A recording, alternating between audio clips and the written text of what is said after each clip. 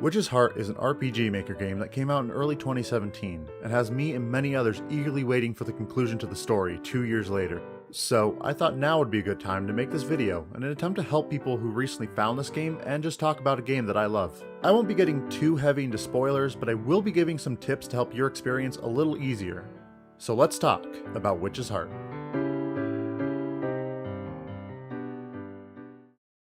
Something Witch's Heart does different than other RPG Maker games is that you aren't a helpless baby running from the monsters. You can kick, shoot, stab, and magic missile your way through the enemies that are wandering around the mansion. Or you can choose to be a pacifist and avoid them altogether. Besides the mini-bosses, but we'll get to those later. You play as Claire Elford, a bright, happy girl playing in the mountains one day when a sudden rainstorm forces her to take shelter in a nearby mansion. She meets up with two other people, Ash and Wilardo, who have also been caught in the storm, but as soon as they go into the mansion, it's immediately clear that things aren't quite right. This is fine. I'm okay with the events that are unfolding currently. As the trio goes deeper into the mansion, they're attacked by a red creature and run to escape, only to find that the door that came through has been sealed, leaving them trapped and separated from the outside world. During this time, you find and adopt Noel Levine, a guy who just kinda wandered in somehow, find out that magic exists, and discover Sirius, the owner of the mansion you all find yourselves in, who was apparently sleeping or something while all of this was going down. The five of you must work together to find a way out of the mansion that's now been overrun by the demons that attacked you earlier. Oh, but it doesn't end there. It turns out Sirius was third-partied into a demonic contract with a demon named Zizel, who needs Claire's help in order to find the contract that's been lost somewhere in the mansion. She also lets you play dress-up with her, and that's all I'm going to say about that. Claire agrees and teams up with Zizel in order to free herself from this bogus deal. There's not much to say about this, I just really love this song and intro, I play it all the time. The game will give you a choice of 4 routes to take, each corresponding to 4 members of the main cast: Ash, Wilardo, Sirius, and Noel.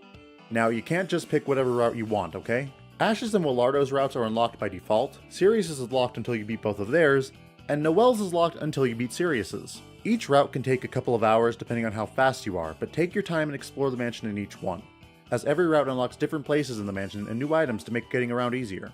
Now, regardless of which you play first, each route will take place over the course of a few days, with each day having different events in them. You pass the time by doing tasks for these demons who don't really have a grudge against humans, and instead just want you to help finding their children, planting flowers, or getting ingredients. This might be a good spot to find some ingredients. Nighttime is where it gets really interesting, as this is where you can get to areas you couldn't otherwise go, and complete minigames to find items or earn money. These games can range from gambling with Noel, sorting flowers with Wilardo, solving a puzzle with Ash, or being forced to clean a storage room by Sirius. Yes, I'm serious.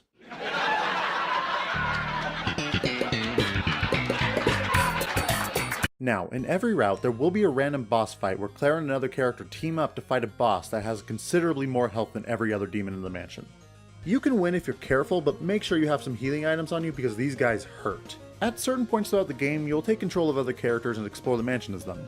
Every character has different abilities than Claire, which include reading complicated books since Claire is kind of an airhead.